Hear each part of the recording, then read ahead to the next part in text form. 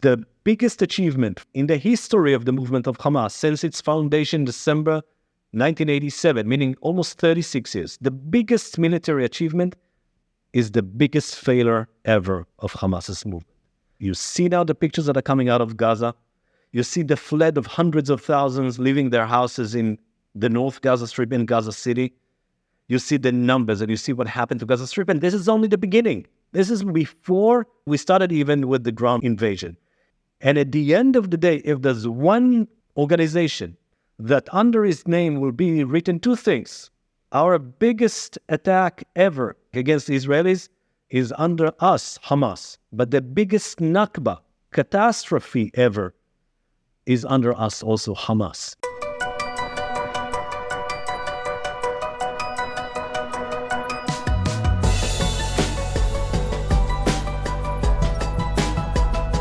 It is Saturday, October 14th at 7:45 p.m. here in New York City.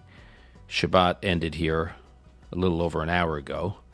In my home, like many Jewish homes in Israel and the United States and around the world, Shabbat, the Sabbath, Saturday, is a sacred oasis in time, a palace in time, as Rabbi Abraham Joshua Heschel described it. It's a time to slow down and disconnect and reflect on the week that has transpired. It's done with family and friends and community, and like many Jews, we've all been feeling that after being inundated with the most horrific images imaginable, and many unimaginable, coming to us from Israel, that even here, 6,000 miles away from ground zero of the October massacre, we're still in a state of shock. And though 7 days have already passed, it feels like for everyone, this is only just beginning. Here's an update on the current state of affairs in Israel on the 8th day of the war. Since Hamas terrorists invaded southern Israel on October 7th, at least 1,300 Israelis have been killed. 3,200 more were wounded, some in severe condition and some in critical condition. And at least 150 Israelis were kidnapped and are now held hostage in the Gaza Strip, including women, children, and babies. And that 150 number is a conservative estimate. A second aircraft carrier, the USS Eisenhower, is on its way to the region to join the USS Ford off the shores of Israel. The northern border is heating up with heavy mortar fire from Hezbollah and a failed attempt of 4 terrorists to cross the border and attack Israeli civilians. In an attempt to pressure and isolate Hamas leadership, especially the armies of terrorists preparing to continue the fight in Gaza, Israel has enacted a full blockade of the Gaza Strip, not allowing any food, water, gas, or electricity into the region. Following a warning by the IDF to evacuate the northern Gaza Strip, more than 500,000 Palestinians have fled to the south. And there are images that have surfaced of Hamas preventing further Palestinians from getting to the south. The IDF announced today that special forces have successfully killed 2 Hamas commanders who were behind the deadly attacks on October 7th. The Israeli city of Sderot on the southwest border with Gaza is still being evacuated. 70% of the population has already left. After calling up 300,000 Israelis for reserve duty, the IDF has completed its preparation for a ground invasion of the Gaza Strip. With the ground invasion all but imminent, we wanted to get a tactical perspective on what the IDF should expect from the Gazan battlefield. The last time Israeli forces invaded the Gaza Strip was almost a decade ago, in 2014. There's no doubt that Hamas has long been preparing for this invasion and that the battle will be fierce and costly. Our guest today knows a thing or two about fighting battles in Palestinian cities. His name is Avi Issacharoff. He's a longtime war and national security and homeland security journalist in Israel. He has a master's degree in Middle Eastern Studies from Tel Aviv University. He's a fluent Arabic speaker and he served in Duvdevan when he was in his army service. Duvdevan is the undercover unit that operates in Palestinian cities and towns, and his experience in Duvdevan was the inspiration for a television show that he created along with Lior Raz called Fauda. He's been following events very closely, both as a journalist and an analyst, and he's been tapping into his wide and deep network of contacts in Israel and in Gaza to better understand what is going on and what is likely to happen in the days ahead. Avi Issacharoff on the Gazan battlefield. This is Call Me Back.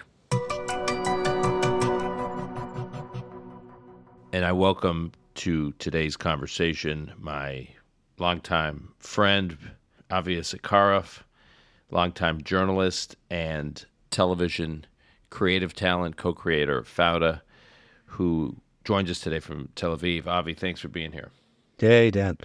Avi, we'll talk about where this finds you personally a little later in the conversation, but I just want to start with your battlefield analysis as things seem to be getting underway in Gaza. I know you're talking to a lot of people on all sides of the conflict and have deep sources, and you've also been traveling around to some degree, so you're seeing a lot too. So can you just give us an overview, just to start? Just give us an overview of what the IDF should expect from the Gazan battlefield. What kind of forces, ammunition, defenses, traps? Like what will the IDF find there? Probably more or less the same stuff that he was facing in 2014, only way worse. Meaning we'll have way more booby trap, we'll have more tunnels, RPGs, everything that can, damage, kill, injure Israeli soldiers that are coming on armed vehicles or tanks. The mission that Hamas has right now is to make all of Gaza kind of a huge ambush, preparing itself for the ground invasion. Meaning they know that it's about to come. They don't know exactly when. And their mission is to create as much damage as possible, especially when we're talking about casualties among the IDF.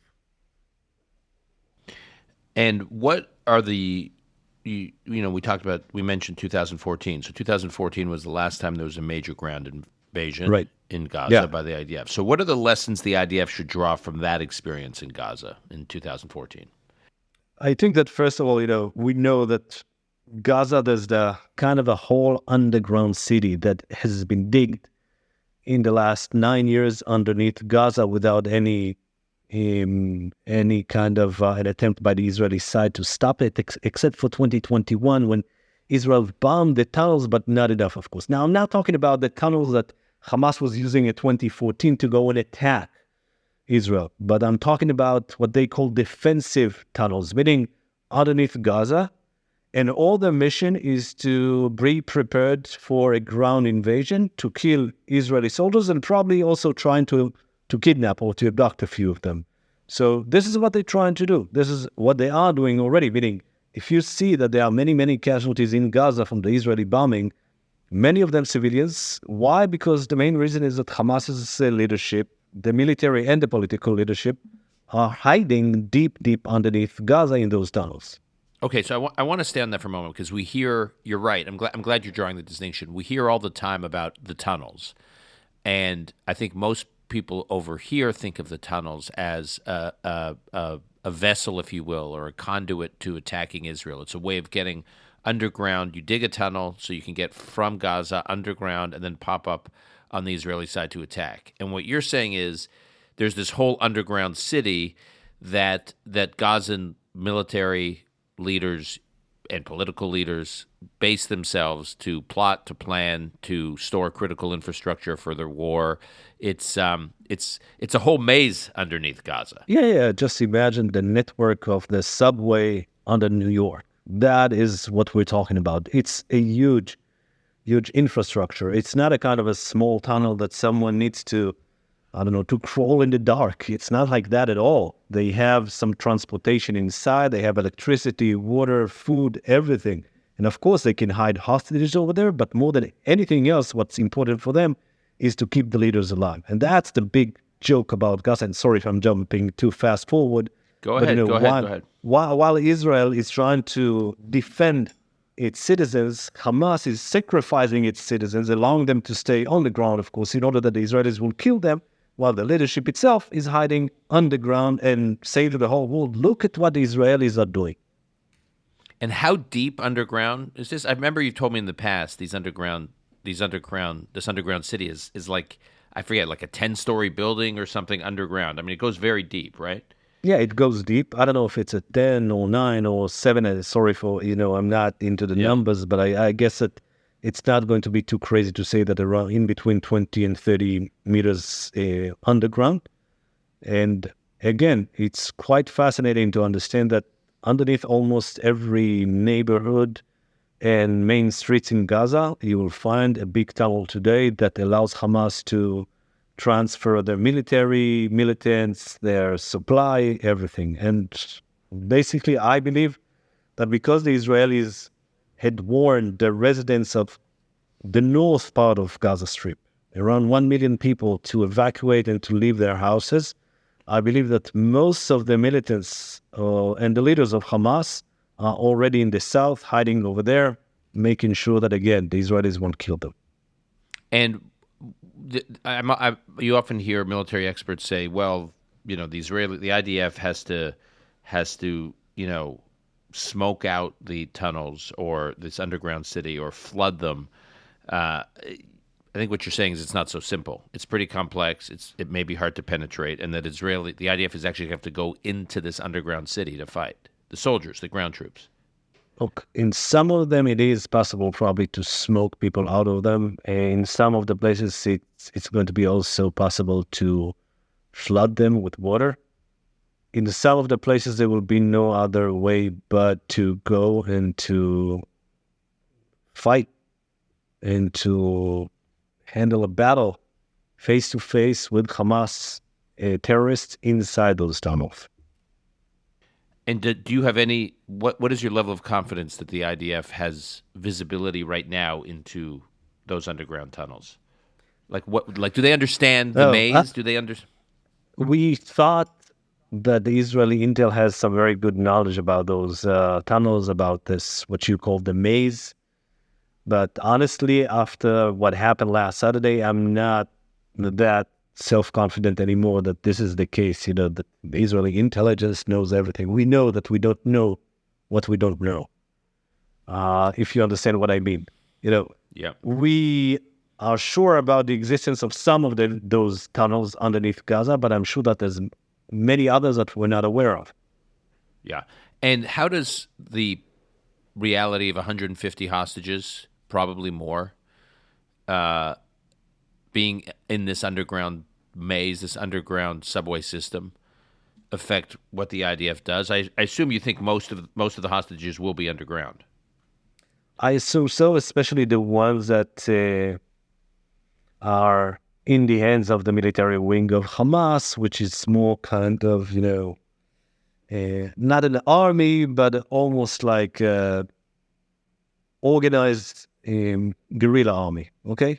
So, and there's a difference because some of the hostages are being held by citizens, by people that just went to loot the villages and the kibbutz around Gaza, in the Gaza periphery, and came back not only with Charles bikes, but also with hostage or hostages. So there's a difference between the hostages being held by Hamas and the ones that are being held by other groups. This is A. The challenge itself, B, is huge.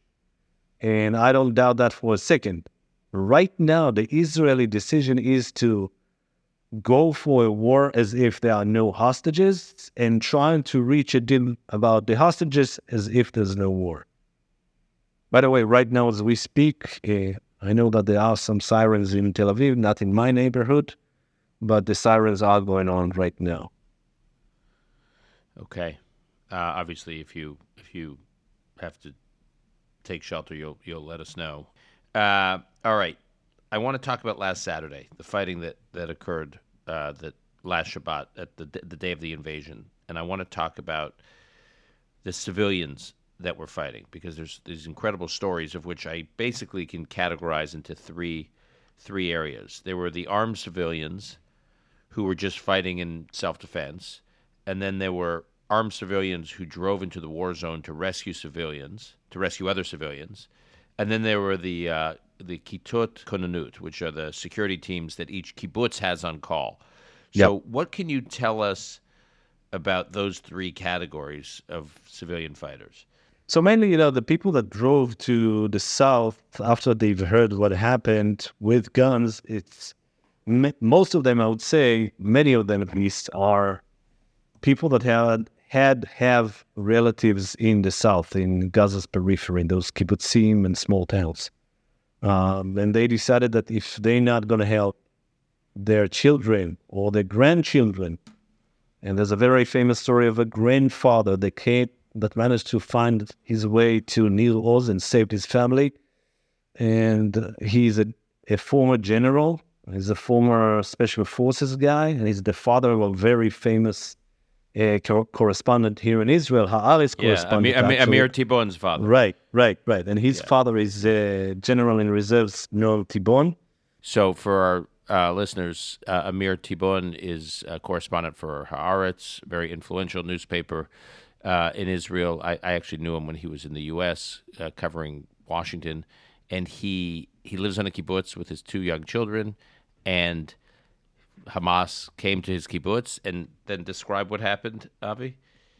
One of the most craziest stories. It's his story. It's a very long story, but the bottom line is that the grandfather saved his son. And so the grandfather, meaning his father, Amir's father, he called for help. He texted his father that there are terrorists in the kibbutz. His father tried to call him. He saw that he cannot really connect. So the grandfather, Noam Tibon, the former general, decided to go all the way to the south, managed to pass all the checkpoints that the IDF had to prevent more Israelis from getting into the war zone. And he managed to pass those checkpoints and to fight against the terrorists, to kill many of the terrorists, and to save his son and their grandchildren. So this is, type A, let's call it. People that ran over there in order to save their relatives, families, friends, etc.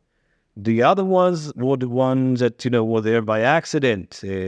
Some of them had guns, some of them took guns from people around them and started to fight and started to go against those 1,200 Hamas militants that went into Gaza. And the third is, of course, Kitut Konenut, or the security groups that each and every kibbutz or village had in order to fight, in order to deal with a security threat.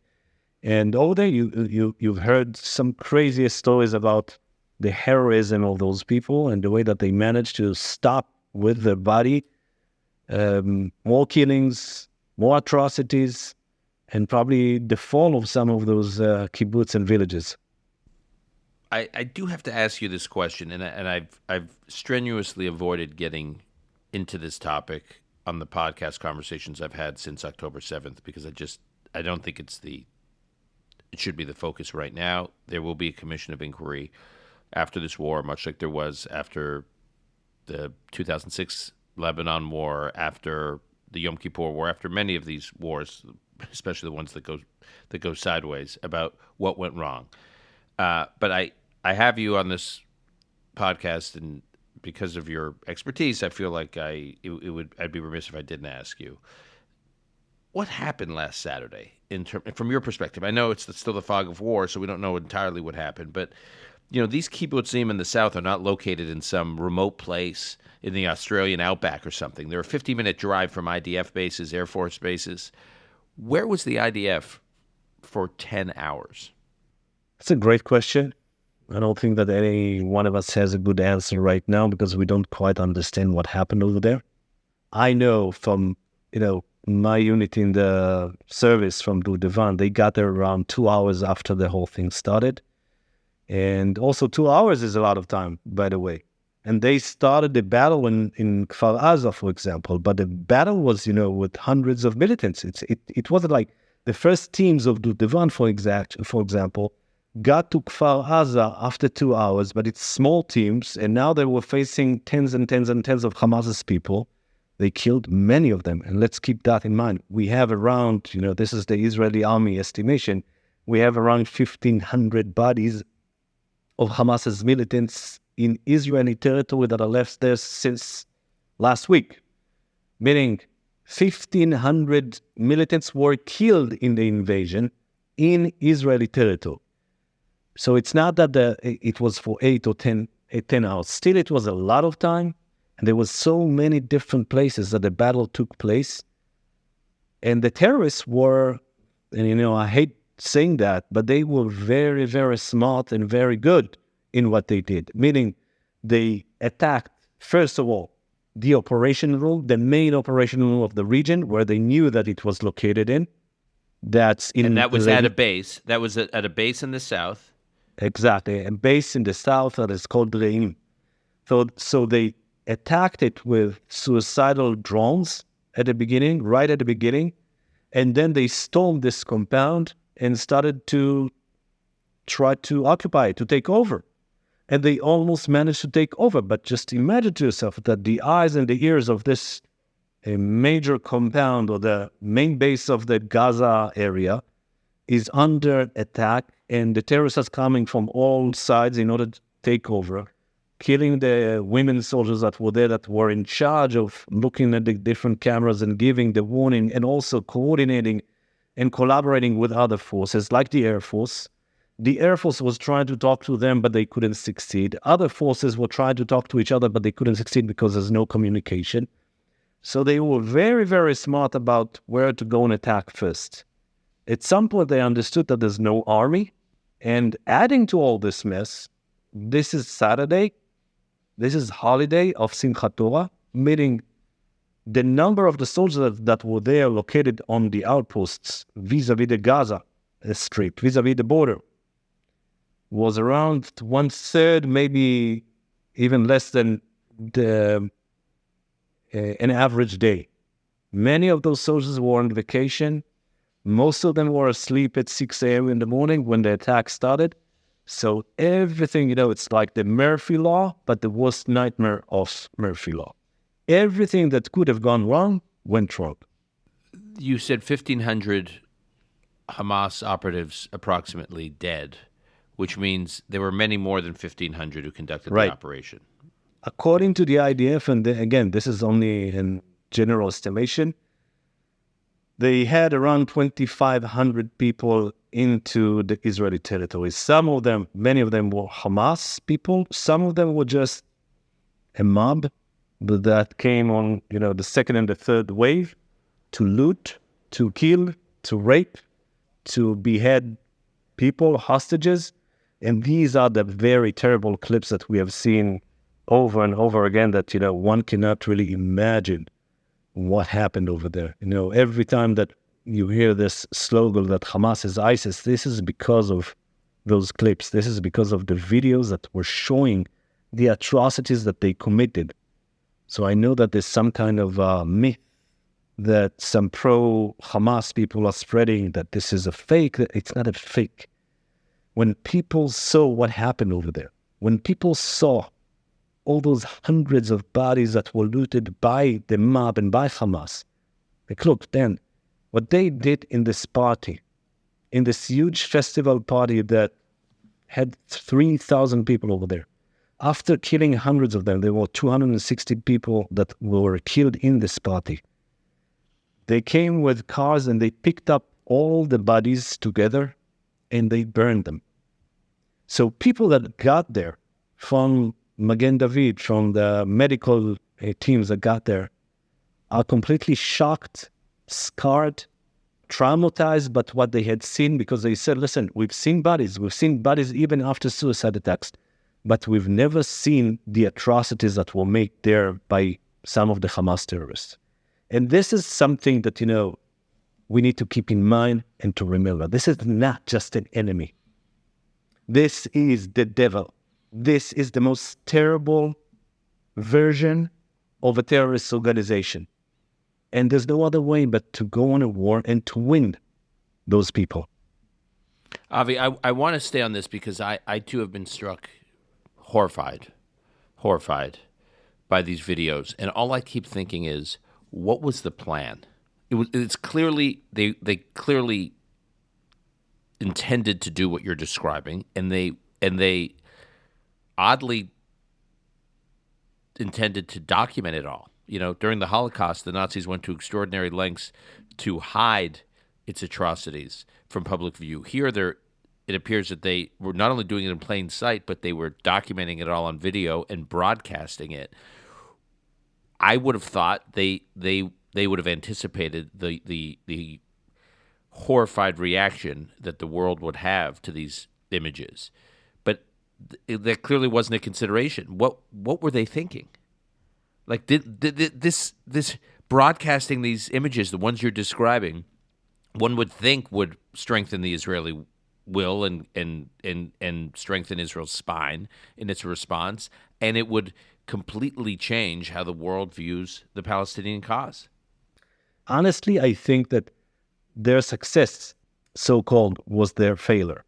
Meaning, the biggest achievement for Hamas's military wing in the history of the movement of Hamas since its foundation in December 1987, meaning almost 36 years, the biggest military achievement, I think, is the biggest failure ever of Hamas's movement.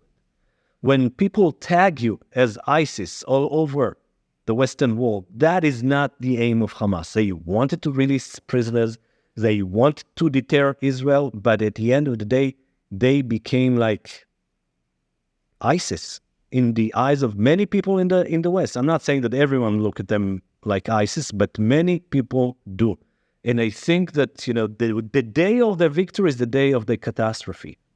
And at the end of the day, if there's one organization that under his name will be written two things: our biggest attack ever, terrorist attack against the Israelis, is under us, Hamas. But the biggest Nakba, catastrophe ever, is under us also, Hamas. You see now the pictures that are coming out of Gaza. You see the flood of hundreds of thousands leaving their houses in the North Gaza Strip in Gaza City.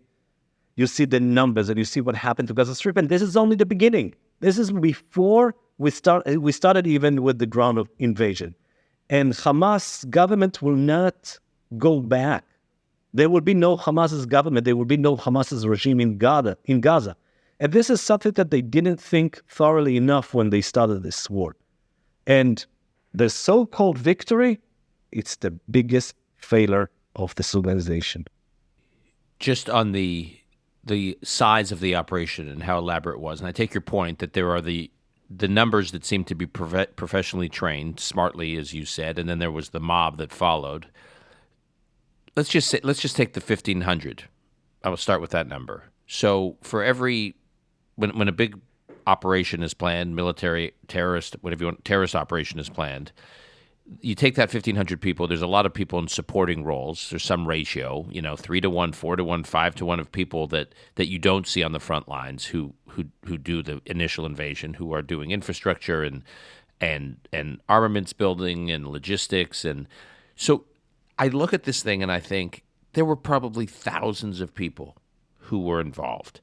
How is it possible that thousands of people have some level of knowledge about this and Israeli intelligence didn't know about it? Was it all done? Was it all planned analog? I get that Israel doesn't have, you through your work in Duvdevan and obviously through your work in journalism and also through your work on Fauda, you know all about human sources, human intelligence sources in these territories. Does Israel not have reliable human intelligence sources in Gaza?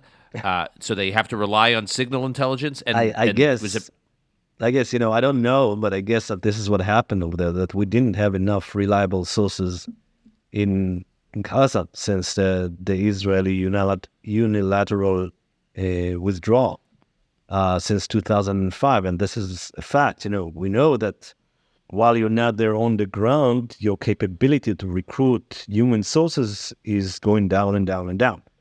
Now, I don't know what was the story, at the end of the day. I don't have good answers for that because I don't know exactly what happened. I do know that probably I can only imagine that some of them were told only a few hours before. Some of them were told that this is only another training. And I think that it was the CNN that reported about the way that they trained a few times in conquering, taking over a kibbutz or a village. And it's probably this is what happened. Someone called someone and said, hey, look, we have another training. You should come. And they did. Okay, let's talk about the home front in Israel. Unlike in the U.S., or at least unlike the U.S. since World War II, I guess in Vietnam to some degree, every household in Israel has a soldier, at least a soldier or more, perhaps even, 2 generations of soldiers who are preparing to enter Gaza. What's the mood like? What's going through people's minds on the Israeli home front as things get underway? I would say that there are 2 trends. One of people are terrified, people are worried for the kids, for the brothers, for the cousins, for whomever that that is the soldiers, that is especially the combat soldiers. And what's going to happen here in Israel, especially with the existence of the northern threat, meaning Hezbollah, and especially with the lack of belief in the current leadership in Netanyahu, that this is something that we cannot ignore. And at the same time, the other trend is the opposite, but it's not the opposite. Because of what happened, because the enemy was so cruel, so brutal, the number of the dead people, the number of the kidnapped, each and every one of us knows someone that lost someone, or that his son or daughter were kidnapped, etc. And this is why you see a very clear trend among everyone that I talked to, that there's no other way but to go into Gaza and to bring Hamas down. There's no argument. There's no kind of, people arguing about this. People are arguing about Netanyahu's leadership still. But no one doubts even for 1 second that we should go to Gaza and, eliminate Hamas as a regime. I'm not saying to eliminate Hamas as a political movement, but Hamas as a regime, I think that there's a huge consensus here in Israel supporting the approach that we should do everything possible, even with the price of more soldiers getting killed or kidnapped. Staying on the home front, in the 1973 Yom Kippur War, when most of the men were drafted into the IDF, or most male reserves were called up, it was the women who really managed the home front. There were hardly, there's stories about the images that there were hardly any men to be seen in cities and towns of Israel during the Yom Kippur War. We know now that there are 300,000 soldiers drafted, which is probably close to, most of the war reserves. It's a lot of people. Yeah. What is it like now in the streets of Tel Aviv, where you are right now? Does it feel empty? Does it feel... Yeah, streets are empty. There are no traffic jams, so this is one good thing about what's going on. You can drive pretty fast to south, to Jerusalem, to wherever. But yeah, the feeling is of the evening of a war, the evening of a big war, that you don't know who's going to come back and who's not. And it's a very tough feeling, I must say. I cannot really say that people here are so happy and, that Tel Aviv is business as usual. It's not.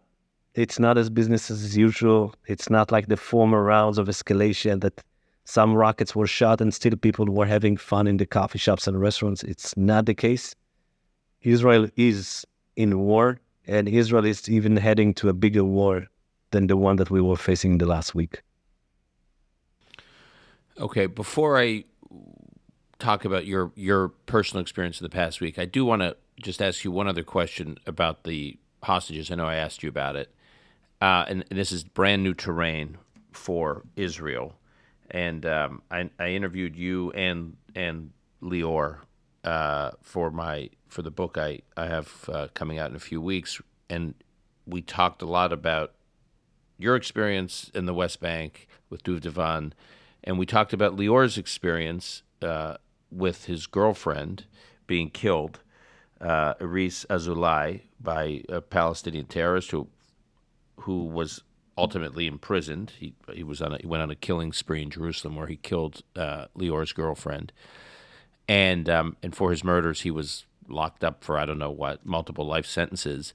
And then in 2011, with the prisoner exchange to get back Gilad Shalit, Israel released, I have the exact number in our book, I don't have it right in front of me, but it was over 1,100 Palestinian prisoners. Exactly.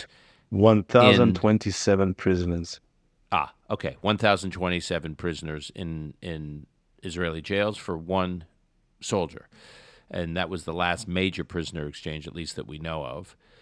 And so it seems to me that Hamas calculated, well, if we get 150 or whatever the number is going to turn out to be, and we spread them out all over Gaza, Israel puts so much value on human life. Look at what they were willing to give for this one person. We will inoculate ourselves against a major response from Israel because we'll have, 150, 200, whatever the number may be. Has this, do you think, changed the psychology, at least your psychology, and changed the psychology of the Israeli public about, I know you said they'll fight the war like there's no hostages, but is it just changed the psychology? Because it was controversial. I mean, I've heard Lior, I talked to Lior about this. It was very controversial, yeah. Yeah, these big prisoner exchanges were really controversial. Because, Lior would say, what precedent are we setting? We're creating incentives for more. Of course. And again, I've been writing it in the last week a couple of times. I think that Gilad Shalit's deal was the mother of all mistakes that were done vis-a-vis Hamas. I think that is the biggest crucial mistake that made Hamas so strong, so popular, and allowed them to have more very capable terrorist leaders like Yahya Sinwar, like the commander of even the raid to Israel last Saturday, that was also a former prisoner that was released in the Shalit deal. So it's all coming to the understanding that, yes, we were wrong. Now, what does it do now with 115 in, I don't know where? I think that, again, it's a kind of a catch, even for Hamas, because, if you have one soldier of 5, the Israeli public knows their name, knows their identity, what they used to have for breakfast, and which high school they went to. So you feel very connected, and it's very personal. With 150, the state or the people of Israel are saying, hey, we need to, first of all, eliminate the threat. Then we will get to deal with, okay, how do we release them? But first of all, there's a sword on our neck. So we don't start to talk about other stuff. First of all, let's remove the sword. And this sword is Hamas right now. You have incredible sources in the West Bank. You've been deeply embedded there. Do you worry about another front opening up in the West Bank? It's not a front. It's not going to be a front. We're probably going to see some escalation. There is already some escalation going on. Like yesterday, we had lots of demonstrations in different areas of the West Bank, but it's not a kind of a large-scale intifada. And then again, the PA doesn't want to play to the hands of Hamas. I think that the PA wants to let Hamas pay the price right now, and maybe someone over there in the Palestinian Authority knows already, if Hamas would be gone from the Gaza Strip, Israel will need someone to deal with, to negotiate with. And that's a kind of the big dream, or maybe the fantasy that some people in the Palestinian Authority has, that Israel will do the very dirty job of removing Hamas's regime from Gaza, and maybe that will allow the PA to go back. Now, that's not, maybe I exaggerated because it's not such a... just to be clear, prior to 2007, the PA, the Palestinian Authority, led by Mahmoud Abbas, was running Gaza. They got driven out by Hamas. Was in charge of Gaza, but then came the coup, the Hamas's coup, killing 160 members of Fatah and taking over Gaza. So since then, there's and we've talked about this in previous conversations on this podcast that Gaza was literally slaughtering Hamas was slaughtering Palestinian Authority officials, throwing them from the tops of buildings, killing them as they staged this coup. And the PA has never been able to be back in charge. And you're saying now they may say, okay, this is our shot. Israel's going to go in, get rid of Hamas, and we can retake control. And again, it's not going to be that easy because it's not such a big dream. It is a dream, but it's not such a good dream, to go and manage Gaza. Good luck with that. It's a very poor area. It's a very radical area, and probably some people in Gaza will do some very tough life for the Palestinian Authority if it will go back and control Gaza Strip. All right, Avi, I know you have to go, and we're Yep. grateful for your time. Before you do, can you just, with the remaining minute or two we have, tell us about your past week, the week that was for you, for Avi, like starting with the news breaking last Saturday. Last Saturday, it wasn't even the news breaking. It was 6:30 a.m. in the morning. My daughter knocked on my door and woke me up and said, Dad, there's a siren going on. And I was shocked, like, what's going on? And I heard the siren, so immediately we ran to the mamad, the shelter in our house. We waited a few minutes till it was gone. And then we opened up the TV and we understood that there's a kind of a big strike from Gaza, meaning that Hamas is shooting rockets like crazy. And I started to watch the TV reports, and then I moved to Al Jazeera in Arabic. I speak fluent Arabic, and then slowly, I learned about what Hamas was doing there from his own perspective, and the declaration of the leader of the military wing of Hamas, Mohammed Deif, who planned all this. And then we understood that we were at war. But then came the terrible reports about what's going on in the kibbutzim and the villages and the towns. And the day was such a long day because every minute that passed by was even worse than the minute before it. Every hour, the same, just more and more bad news, and the numbers that are going up and up and up. And you see all those clips of people that are being held and being taken to Gaza, and people that are getting killed over there in those villages and towns. And you cannot believe that this is the catastrophe that is taking place now in front of you on TV. I mean, people learned through the TV, through live broadcasting of Hamas and others about the catastrophe that was taking place in Gaza's periphery. At the end, after 24 hours, I found myself on Sunday with my partner, Merav. We went to bring some food, kosher food, to some soldiers in the south. The day after, Monday, I went to Sderot town, and then my partner from Fauda, Lior, joined me, and we took some effort with. We joined a group of a civilian organization called Brothers in Arms that had been founded 10 months ago as a kind of a protest organization against Netanyahu.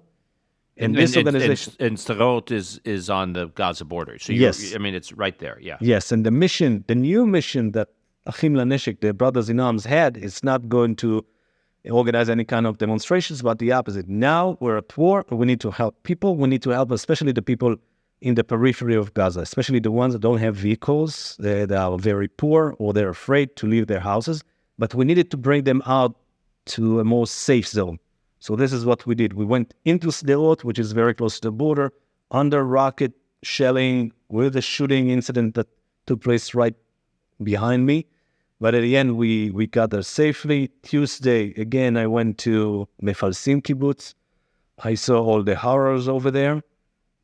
Wednesday, I went to the towns of Ofakim, Sderot, and Ashkelon, which is being targeted in a very intensive way by Hamas. It's a town.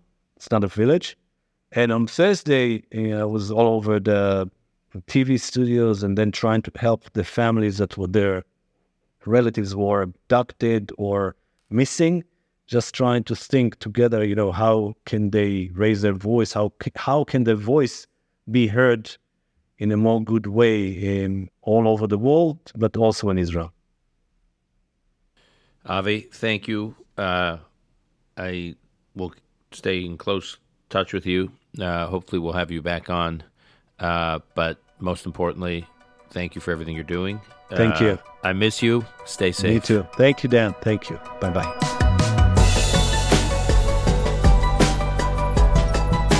That's our episode for today. To keep up with Avi Issacharoff, you can find him on the website formerly known as Twitter, at Issacharoff. We'll be back with a new episode on Monday. Call Me Back is produced by Alon Benatar. Until next time, I'm your host, Dan Senor.